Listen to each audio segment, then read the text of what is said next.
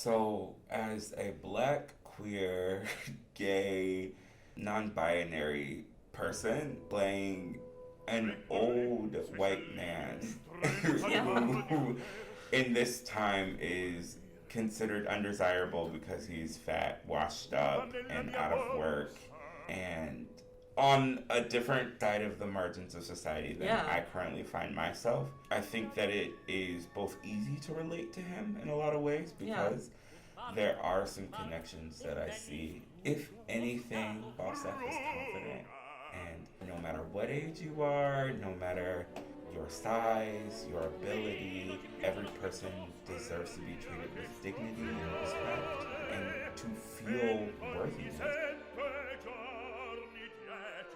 Hi, I'm Elizabeth Fricky, and this is the Classical Connections podcast. In this episode, we discuss the upcoming IU opera production, Falstaff, composed by Giuseppe Verdi for its premiere in 1893. Over the last several weeks, I met with three individuals who have gotten closer to the opera. First, we have doctoral musicology student Meredith Michael, who will be giving pre-opera lectures later this week. I think that so often today we have this idea that the apocalypse is just around the corner. While we do have to watch out for things that are happening, I think that if we do that too much, then we're just going to live our lives in fear and stress, and it's okay to just laugh and to be happy in life. Next, we have Associate Professor and Resident IU Stage Director Michael Schull, who has worked with the IU Opera on both the Magic Flute and Falstaff this semester. They see that title that says, if you would all just talk one at a time, everyone's going to get that. Because we're watching it and we're like, what the heck are they saying? And then you get somebody who actually agrees with me as audience member. Those are golden moments in the theater. And finally, we have Jeremiah Sanders, a doctoral student in vocal performance who will be performing the role of Falstaff on Friday, November 12th and Friday, November 19th. You kind of lose sight of he was the whole person. At least I do.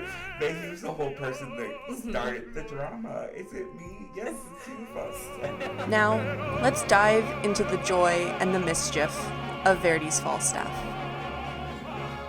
Enjoy the show.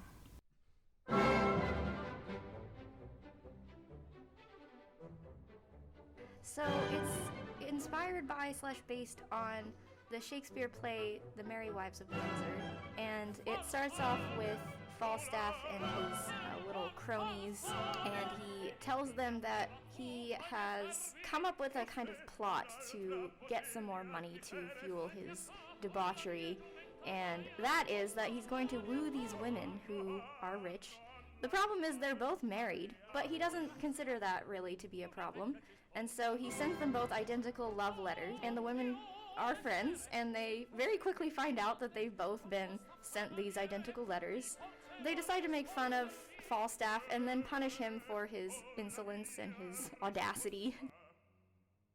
And so they're all deciding to punish Falstaff and basically just, play a prank on him. And so what they come up with is they're going to pretend to accept his advances, but they don't decide to stop there. They actually think that playing these pranks on Falstaff is too fun, so they decide to put together this elaborate production, basically, to just scare him. And so they sent him another letter, and they're like, hey, we didn't mean it. We actually do like you. Meet us at midnight at this tree in the park. And so he goes there, and then they've all dressed up as these magical, fantastical creatures, and then they just kind of abuse him, basically, poke and prod him and call him names and tell him that he's evil and he needs to repent. And then he kind of admits it, and he's like, yeah, I've been bad. And then they just have a feast together, and that's it. It's like a real insult to injury kind of situation. It truly is. So one of the things that would have been really important to people is the Italian unification, or Risorgimento. So Italy had just kind of decided to bring together all of its provinces and small kingdoms together under one nation. And they've been working on that through the 19th century. And by this time, it was basically mostly done. And so there was a strong spirit of nationalism going on among Italians. And so part of this was looking to the past and trying to recreate the grandeur of old Italian art.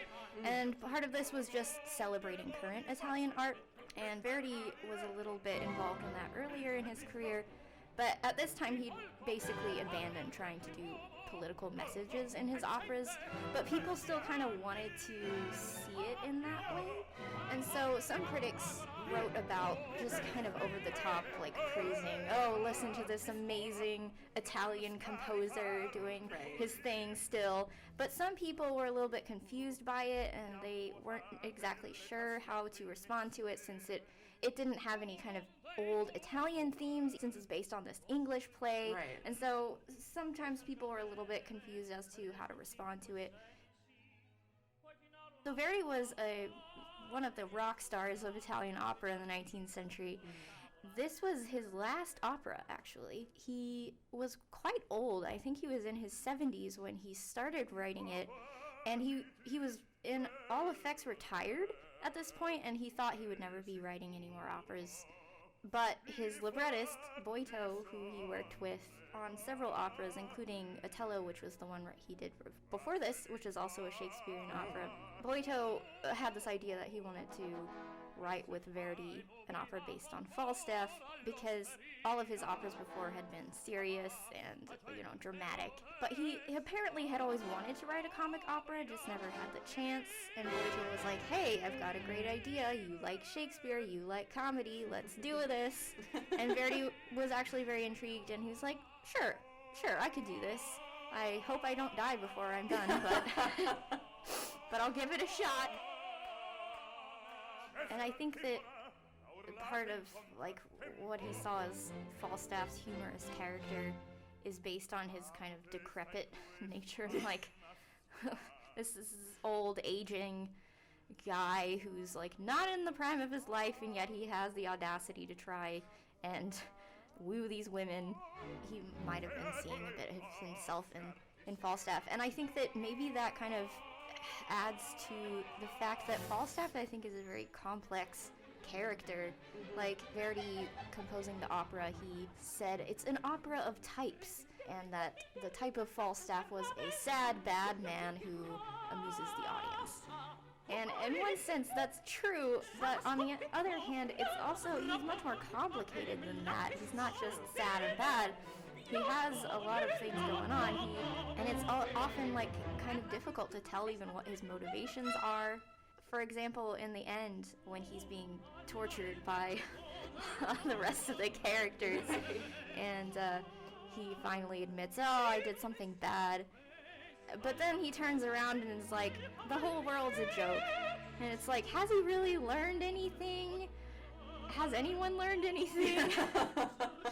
It ends in a fugue where everyone's just singing, all the world's a joke, which is kind of a play off of another Shakespeare quote, which is all the world's a stage. Mm-hmm.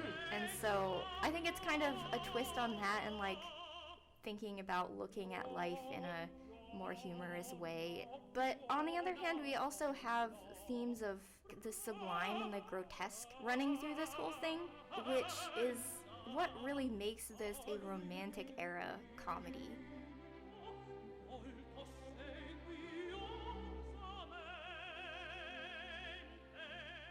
It's been great. I came several years directing as a guest, and this year they've appointed me associate professor as well as resident stage director for the IU Opera and Ballet Theater. And so I teach also acting technique for singers, as well as the undergrad opera workshop, and I also do some dramatic coachings. It's a course that I developed, as well as really the acting technique class, sort of really classifying that and creating something that is beneficial to them as singing actors. Falstaff is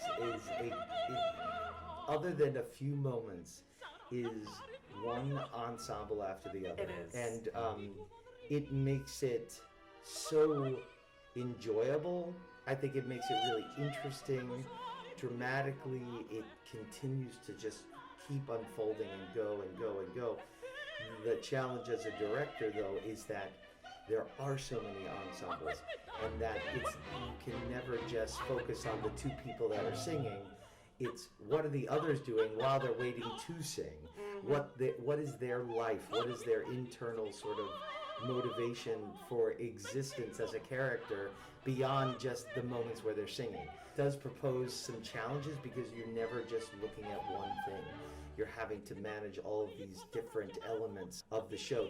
The wonderful thing about, I think, doing it the way we're doing it right now is that there aren't a lot of technical demands, theatrically speaking, like a set that's revolving or something like that. So you can really dig into character as opposed to having to worry about, okay, I have to make sure the set goes around and I'm not going to, really pay attention to that one singer. Right. Sometimes you miss that. You get it in the dress rehearsals. You do catch it.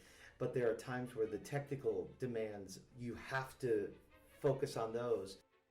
So for this show, I've been fortunate enough to start a relationship with Ainsley Valentine, who's at the IU theater department, and he had a few MFA directing candidates that he thought would be great to assist and give them that opportunity as part of their course and their candidacy for MFA in directing.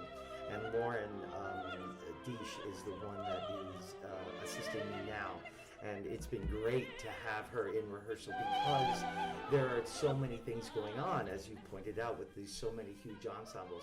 I can have her watch specifically for something I'm looking for while I'm paying attention to something else. Yeah. So it's a really wonderful addition to have, especially with a show like this. I do want to say that I do love the challenge of working on ensemble pieces. I seem to be constantly asked to do those things. I don't mind it. It is challenging, but it's very fulfilling when I feel like I can accomplish it, but also with working with students, when I see them really own what I've sort of set up and they start playing within that world that you've created. That's the best gift that you could get. I should say that we are not updating it for this time because one of the great assets at IU, or one of the greatest set designers that was in existence for opera, was here as a resident. He was a faculty member, Robert O'Hearn, since I believe 1988, and he had an extensive partnership with a director, Nathaniel Merrill, where they worked and did so many operas together at the Met. And then he came here and he created like 30 productions that we have, we still have. So while this one is older, it's in line with our, especially because we're in this centennial celebration, it's really in line with the, looking at the history of this school and the people that sort of built the foundation, like Bernstein, like all these other people who had residencies here. Robert O'Hearn is certainly one of those people. The gentlemen who are playing Falstaff have dove right into it, and they have not shied away from any of the things that would be humorous to us, but it's all in efforts to show and to truly inhabit someone who is so super confident about who they are, everything about them. And that's wonderful. That's wonderful to me because they're not playing it like laugh at me.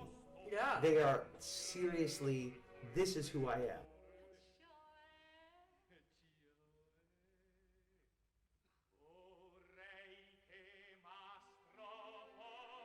Traviata, I was in La Traviata. That was probably one of the most memorable experiences because it happened while COVID was developing, and just I got to sing with incredible other Jacob students and Francesca Zambello and Michael Schell collaborated on shaping that show. And it just, I don't know, like, it was the first Verdi opera that I've done here at IU, and really that I sung fully. Previously, I covered Ford and Falstaff, and then I did a bridge version of Falstaff at a summer program. But it was the first time that I got to like really grow into the role, and I spend a lot of time with that type of repertoire. So Guillermo doesn't sing nearly as much as Falstaff does. So that's that in itself is a mindset adjustment. Also, I feel like Traviata is maybe more sectional. It kind of follows the traditional form that Verdi was kind of writing in. And Falstaff does not. It's pretty much an ensemble show the whole time, with Falstaff kind of driving the drama. Even when Falstaff isn't in the one or two scenes or acts that he's backstage resting, he's still being talked about, and the plot is still thickening around him. And so, preparing for it, I would say that I had too many trials, mini trials before, and that really helped. It is important as me playing Falstaff to kind of know what's going on all the time. Because Falstaff totally thinks that he's like the grand puppet master. And and so it's important for me to know everything. I have to highlight the score and translate every word that I sing and every word of the characters that sing around me or to me. I think that having those 2 times before where I covered and did an abridged version, those have helped me really understand the nuance of the show and the humor in it. And working with Maestro Conti and Michael Schell have been immensely helpful. The maestro for this show is from Florence, and I think Falstaff is near to his heart. And the way in which he has been able to shape in rehearsal that, you're going to start this line with this intention, but you need to change it in the middle, and this word, gotta bring that out. And it's a lot of cooks in the kitchen, but I know that the product that we're going to turn out is going to be really memorable. At least I hope so. We started in end of August doing musical coaching. Gotcha. And then we started after that doing some bigger ensemble, because it's such an ensemble show that, just learning your part is great, but if you don't know what's going on, then it becomes more cumbersome and hard. And then we had a whole week with Maestro Conti where we sang through the show, and I was on the edge of my seat literally every rehearsal, because he has so many fabulous things to say and so many insights, and I didn't want to miss a single thing. And so after that, we started staging rehearsals with Michael Schell. We had a day of meeting to talk through the character, so we got to hear what Michael's thoughts were and share our interpretation of the roles that we were doing. And so we're still staging. It's really interesting because Maestro and Michael work so well together. And Maestro is very focused on us being able to communicate the character. And so that has been super helpful for me, because Michael will get blocking and help me get inside the mind of the character. And then Maestro is right there with the Italian and the musical shaping of the phrase and the direction of the orchestra. So it's been really, really cool and collaborative.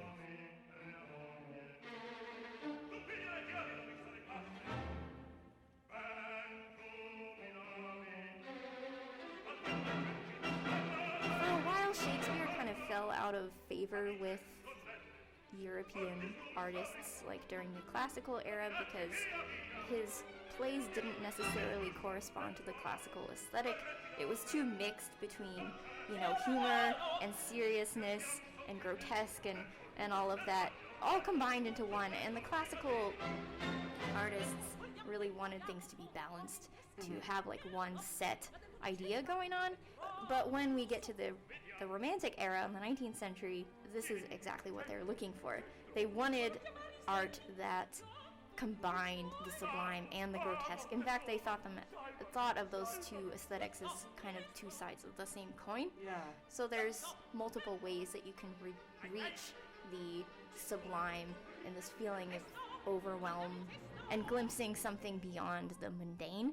And one of these is like through extreme beauty, but another could be through the grotesque or through the low or the ugly. And I think you can see both of these combined in Falstaff, particularly the grotesque. I mean, there's kind of a celebration of debauchery and of excess and ugliness and decrepitude as well. But this kind of comes together in the final scene as well, which is ironically the part about the opera that people didn't really understand, but I think really explains everything. So in the final scene, when everyone is kind of torturing Falstaff and rolling him around and poking him, the music goes in between these two different sections. One of them kind of imitates this old hymn style and is talking about repentance and religious themes. But then it immediately goes into this devilish, demonic kind of style where everyone's saying pizzica, which is like poke him, and it has these triplets in staccato very quickly up in the high part of the high register of the orchestra. It sounds very demonic and devilish, and it's like these two things are coming together as if the demonic and the angelic are really just both the same thing. There are some musical elements that are associated with certain characters, so oftentimes Falstaff is accompanied by grace notes, especially grace notes with the bassoon or some low instrument, which on the one hand kind of refers to the fact that he's supposed to be a knight, right? It's true. Which it doesn't really come up a lot. Because it's supposed to be set in, like, Elizabethan times, but it doesn't end up really having that flavor most of the time. Yeah. But I do think that this is kind of a bit of a subtle reference to his knighthood, which exists, but also is kind of like obsolete, basically. Like, it doesn't really mean anything. And the fact that it's often in the low instruments, it gives it kind of a lurching kind of feel, clumsy rather than elegant. And so there's that. Oftentimes when Falstaff is talking about his size, you'll have that reflected in the instruments as well in the orchestra. So kind of orchestral text painting of heaviness or of largeness. So things like low instruments descending or adding a lot of instruments on to thicken the texture. The interesting thing, though, is that you don't have really any leitmotifs or any things that repeat associated with only one character. So just as Falstaff kind of draws everyone into his orbit, he also kind of, the musical features become shared among people in the opera too. So the grace note thing, there's a scene in the second act, I think, where Ford comes to visit Falstaff dressed up as some rich person, and he's trying to trick Falstaff. And in doing so, he tries to imitate things that Falstaff admires. So, one, being rich. Two, just dedicating one's life to pleasure and to excess. And as he's doing this, the grace notes kind of infiltrate his orchestration too. And so he kind of takes on the musical character of Falstaff. And there are other things too. There are a few little musical snippets that repeat throughout the opera, but they're more like epigrams than like leitmotifs. One of them is Dalle du alle tre, which is between 2 and 3, and this is introduced when Madam Quickly, who is Meg's friend, or Megan Alice's friend, she comes to tell Falstaff that he can come visit them between 2 and 3, and he kind of takes that little musical quip and repeats it, and then the other characters later on repeat it too, and so these little epigrams kind of get passed between the characters, kind of like props even. So even though they're supposedly supposed to be character types, it's almost like their types are masks that they can put on and take off at will. That's how the music characterizes them, at least. A whirlwind. Isn't it? It Yes. really is. The interesting thing, and like I was saying before, in the first scene where you're introduced to all of them, other than Falstaff, Falstaff and Ford are really the only ones. Alicia has 2 moments that could count as sort of solo moments, but one of which is just setting up the scene for what they're going to do to Falstaff in the forest. Right. Her aria is a blip. It's a blip, and which is so unusual. Yeah.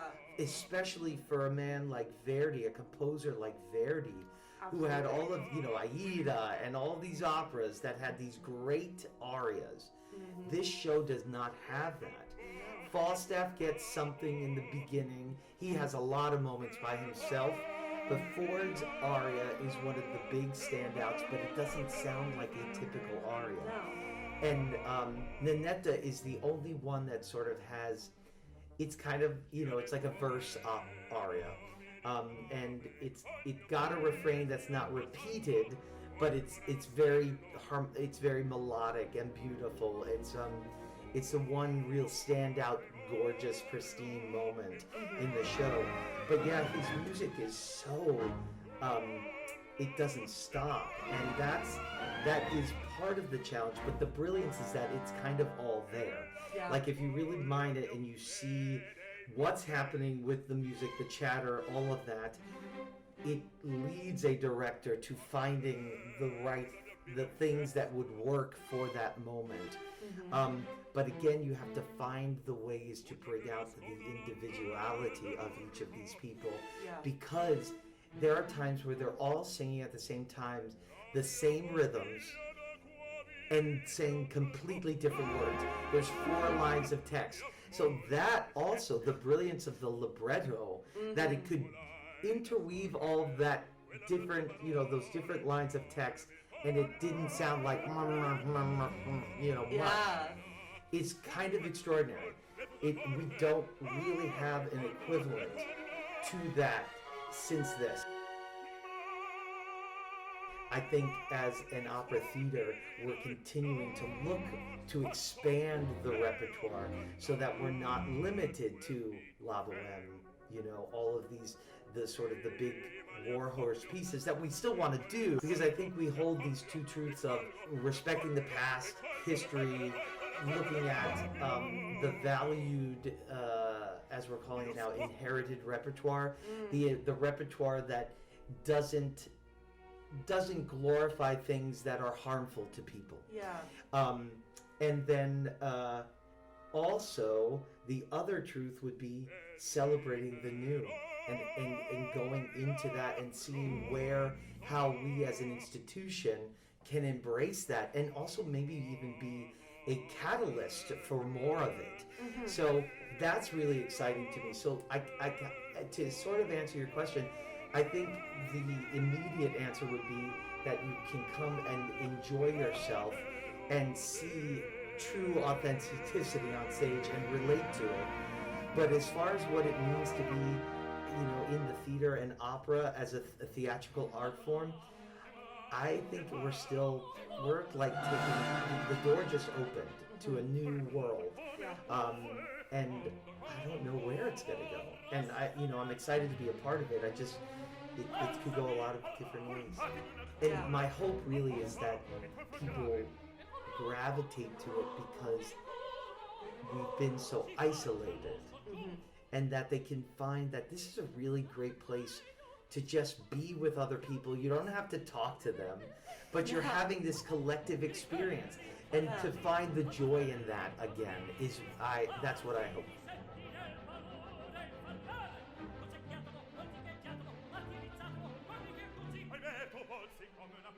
So obviously here we do everything double cast. Yeah. And so it's been so cool to watch Michael work with the other Falstaff, Chauncey Blade.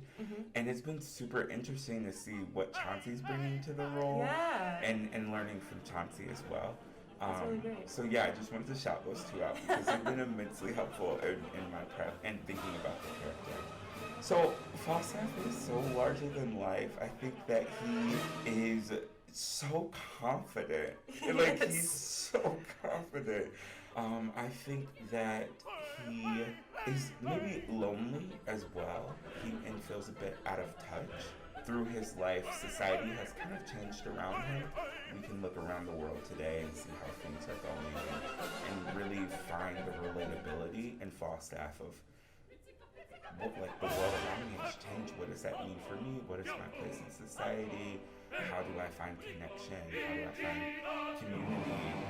All of those kinds of questions are in my mind when I'm approaching Falstaff. Even when I played Germont, who I think everybody would perceive as the villain, right? I had to have motivations that I could connect with because otherwise I feel like I would be playing a caricature. You know what I mean? It would be interesting and it probably would play well, I would guess, but I think that when you leave, at least when I go and see something, I feel like the performances that have moved me the most are the actors or the singers who have really found the humanness of the character that they're playing and have highlighted that on the stage. And what I think is interesting about Falstaff is he does have a moment of awareness at the end where he says something to the effect of, when I began this whole process of what this opera was, basically. Yeah, sure. I didn't realize the effects of my actions, but now I realize that I was being a donkey. Sure, I'm all the things that you all have said. I deserve this picking on. However, without me, you all would be boring. And I think there are other things that are important to take us somewhere else. Maybe about body positivity as a fat person playing Falstaff. I feel like they're just different machinations that come to me about ability and inability to do certain things. Believability. Sometimes I think we get in a trap, especially when we're doing a performance of something, to say, well, these are the conditions for this specific type of individual or stereotype of a person. But there's still something to be said, I think, for giving him a full range of humanity. Musically, I think Verdi's ability to just write interesting fragments of music that seamlessly quilt and weave into the next idea. If there was no singing and we just listened to the orchestration, I think that alone could move me, truly. There are some more fun parts between, in Act 3, when they're setting up the scene, being out in the forest. All of that music is just lovely. Fenton's aria, Ninetta's aria. It just is so spooky and magical, and I just love it. But honestly, there's not a bad note in the score. Everything's a bop. And it's really interesting how the texture can be super thick and all of a sudden just pare down into a single instrument, like a horn or the guitar in Al fin do Koto, that whole I'm gonna seduce you, Alice, part of Act 2. Yeah, it really is another character. The orchestration is a whole nother character. one of the things that I always think about is the juxtaposition between Falstaff and Ford. Because Ford is the complete opposite of Falstaff. And when I covered Ford, it was very difficult for me to find that level of intensity. Yeah. About, like, Ford will fly off the handles, and he's suspicious and mistrusting of women, and it just all the kind of not so great qualities that I would want. Like, if that was my husband, no thanks, you know? Yeah. And then here's Falstaff, who is also not great to women, right? He's trying to literally steal their money and sleep with them and make, what is that word? Is it couple? Yeah. It's shameless. Yes, shameless, very proud of trying to scheme and do that. I think Falstaff would say, never lose sight of play. Actually, Brene Brown would say that too. I'm rereading The Gifts of Imperfection, and the idea of play. She talks about how we get older and we kind of lose that. I think expected. Yeah, Falstaff is. I mean, at every turn, even I in this rehearsal process am feeling like, gosh, is he really doing all of this in one phrase, Maestro? Or Michael, you want me to do all of that in one phrase? There's more opera to, you know what I mean? Opera Act 1. We're 3 minutes in. So expect the unexpected always. You can see IU's performances of Falstaff live at the Musical Arts Center and online at IU Music Live on November 11th, 12th, 18th, and 19th at 7:30 p.m. Check out the IU Opera and Ballet Theater website at operaballet.indiana.edu for more information about subscriptions, tickets, and how to further support opera and ballet. Thank you again to Meredith Michael, Michael Schell, and Jeremiah Sanders for joining me this week. And of course, thank you to the IU Opera and Ballet Theater for their support.